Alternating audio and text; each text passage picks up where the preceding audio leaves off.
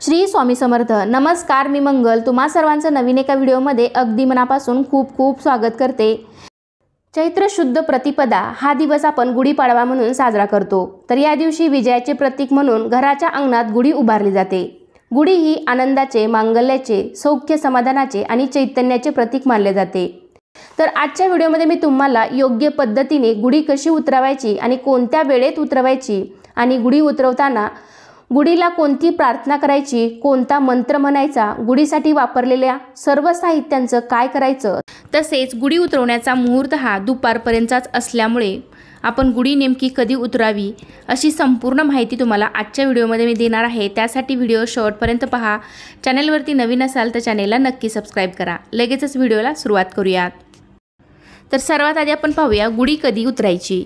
गुढी उतरवण्याचा मुहूर्त जरी हा दुपारपर्यंतचा असला तरी नेहमीप्रमाणेच आपण गुढी ही सायंकाळी 6 ते 6:15 6:30 म्हणजे दिवस मावळल्यानंतर अगदी 5 ते 10 मिनिटांमध्ये गुढी आपल्याला खाली उतरवायची आहे।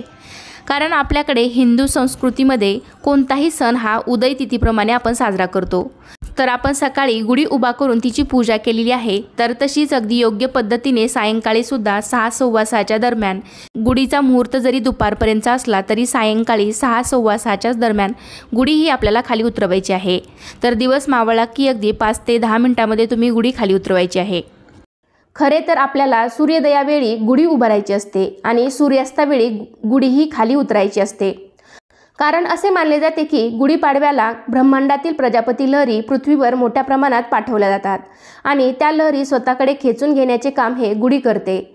तसेच आपल्या गुढीच्या वरच्या टोकाला जो तांब्याचा तांब्या लावलेला असतो तर ते तांबे हा धातू या लहरी स्वतःकडे आकर्षित करतो आणि या तांब्याचे मुख खाली असल्याने या लहरी घरामध्ये प्रवेश करतात आणि आपल्या घरामध्ये शुभ आणि सकारात्मक प्रवाह हा घरामध्ये येतो।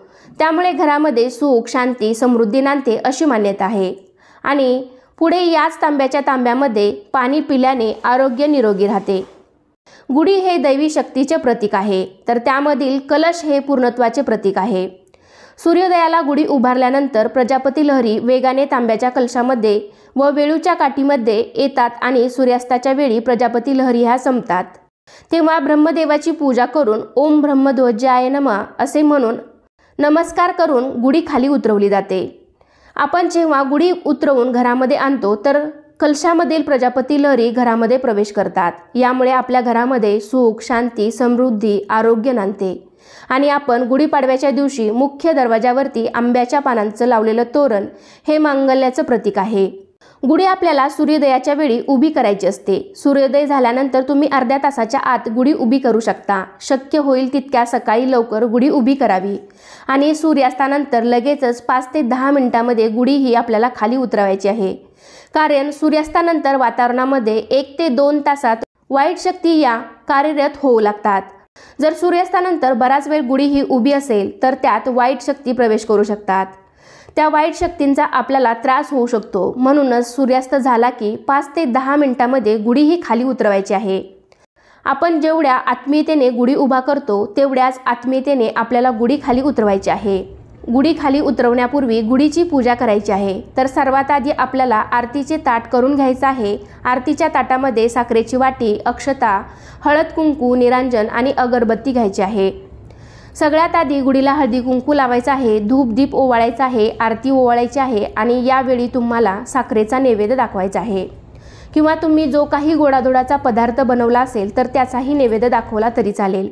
शेवटी गुढीला नमस्कार करायचा, पण तुम्हाला गुढी उतरवताना अशी प्रार्थना करायची आहे की हे ब्रह्मदेवा, हे श्रीहरी विष्णू, आज दिवसभरात या गुढीमध्ये जी शक्ती सामावलेली असेल तर ती शक्ती मला व माझ्या कुटुंबियांना मिळू दे, हीच आपल्या चरणी प्रार्थना आहे। अशी प्रार्थना करून गुढी ही खाली उतरवायची आहे। गुढी उतरवताना ब्रह्मध्वजाय नमः असे म्हणून गुढी खाली उतरवावी।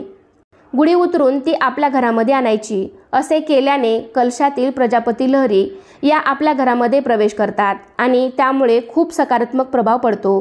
तर अशा प्रकारे योग्य पद्धतीने आपण गुढी ही उतरवायची आहे। तर गुढी उतरवल्यानंतर त्या साहित्याचं काय करायचं, तर सर्वात आधी आपण गुढीला लावलेली जी काही कडुनिंबाची ढाळी असेल, आंब्यांच्या पानांची ढाळी असेल, फुलांचा हार असेल, फुलांचा हार असेल तर ते सर्व साहित्य आहे तर हे आपण निर्माल्यामध्ये विसर्जन करू शकता, किंवा आपल्या घराच्या समोरच एखादी बाग असेल किंवा शेतामध्ये एखादा खड्डा खणून त्यामध्ये तुम्ही हे सर्व निर्माल्य आहे तर ते टाकलं तरीही चालेल, म्हणजेच प्रदूषण होणार नाही। त्याचबरोबर गुढीला नेसवलेली साडी आणि ब्लाऊज पीस घरातील एखाद्या सवाष्ण स्त्रीने वापरलं तरी चालेल। त्यानंतर जी साखरेची किंवा खोबऱ्याच्या हाराची, खारीक खोबऱ्याचा जो हार आहे, गाठी हार आहे, तर तो आपण उन्हाळ्यामध्ये आवर्जून खावा असं सांगितलं जातं, कारण तो हार खाल्ल्याने उन्हाळी लागत नाही, उन्हाळा भादत नाही असं म्हटलं जातं। त्यामुळे तुम्ही तो साखरेचा किंवा खारीक खोबऱ्याचा जो हार आहे तर तो खाऊ शकता। गुढीला फोडलेला नारळ तो तुम्ही घरातच प्रसाद म्हणून सर्वांनी खायचा आहे। गुढीच्या टोकाला लावलेला तांब्याचा तांब्या घरामध्ये आहे त्या ठिकाणी ठेवायचा आहे, किंवा त्या तांब्याच्या तांब्यामधून तुम्ही पाणी पिलं तरीही चालेल। तर अशा प्रकारे गुढीसाठी वापरलेलं साहित्य आपण दैनंदिन जीवनामध्ये वापरू शकतो।